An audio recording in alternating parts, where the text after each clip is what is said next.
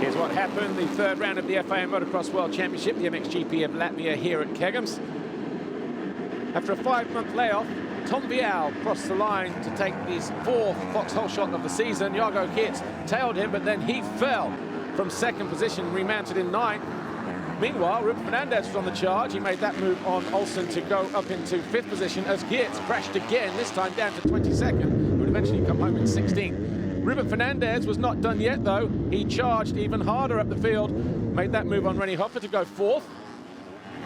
Ben Watson didn't make the best start, but he capitalized on an injured Thomas Kjær Olsen to move past into an eventual 6th place finish. Albi Ferrato also on the charge, eventually coming home in 10th. It was Tom Vial, though, who crossed the line to win his third race win of the season. It was also his third career victory.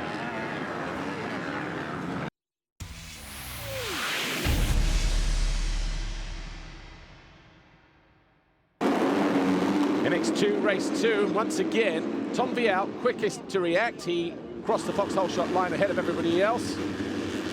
But he was joined this time by Matthias Boromé. But he lost second position to Jago Geerts, who was on the charge, looking to make amends from his mistakes in race 1. Fernandez was another talking point once more.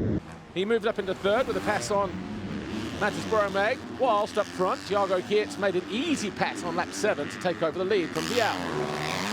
Fernandez, though, crashed out hard. He picked himself up in 6th place, but he wasn't done yet. Jed Beaton on the charge as well. Eventually found his way past Maxime Renault, and so too did a resurgent Ruben Fernandez.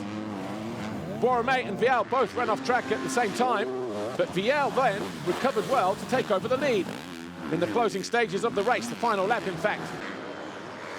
A few corners later, and Jago Geerts outfoxed Vial and regained the lead.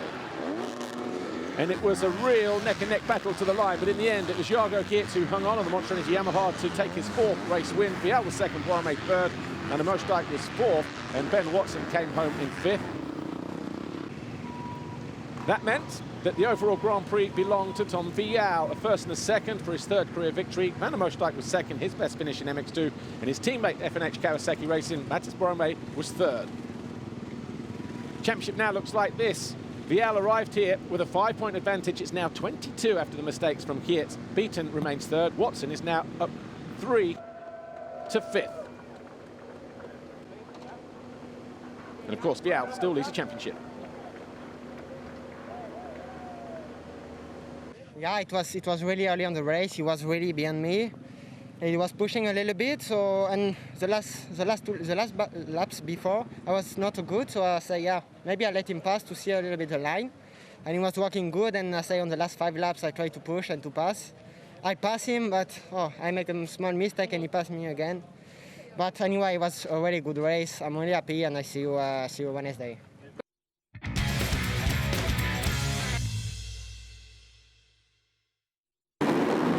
MXGP race 1, a little bit of bar banging going on between Cairoli and DeSalle. Tonus was involved in there. A few riders went down. Mitch Evans was one of those guys, but it was Tim Geiser who grabbed his first foxhole shot of the season.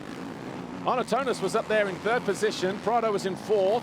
Fevre thought he'd found a way through, but had to wait a little bit longer to go round the outside of the Spaniard and into 4th place, around about lap 5. Jeffrey Hurlings fell at didn't fall at the first turn, but he didn't make the best of starts, and he had to work his way through traffic. So too did Jeremy Seewer. Seewer made that move on DeSalle to move into 6th place. But then Glenn Koldenhoff, who'd already taken the lead from Tim Geiser after a mistake from the Slovenian, he then made a mistake around about the halfway mark, and it was Geiser who then led. Hurlings found 2nd gear in the latter stages of the race, found his way past Jorge Prado to move up into 6th position, but it was Tim Geiser who took his 3rd race win of the season from Koldenhoff, Fevre, Hurlings and Seewer.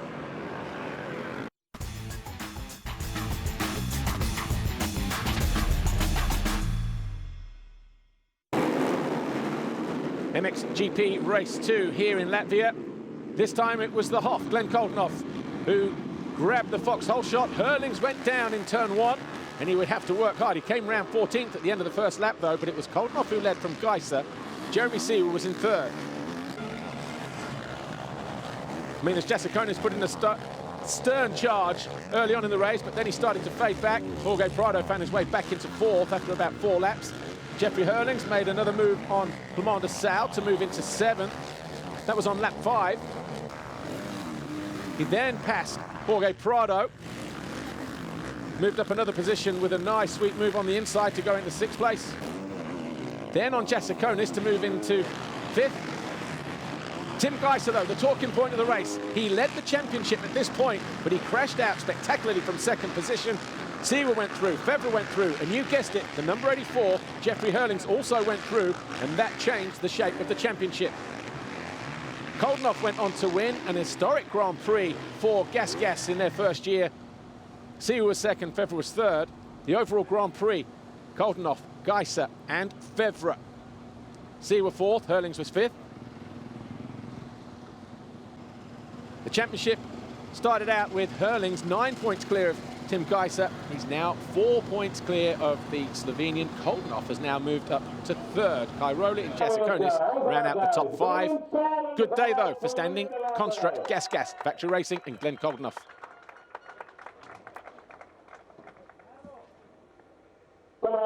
Yeah, exactly. You know, I think it was an amazing moto, and did not make any mistakes, and just did my own thing. And in the end, Jeremy was pushing hard, but I saw on his pitboard, you know, pass for the win, and I didn't know which position Geiser was, so I really pushed hard for it, and yeah, so happy with the win.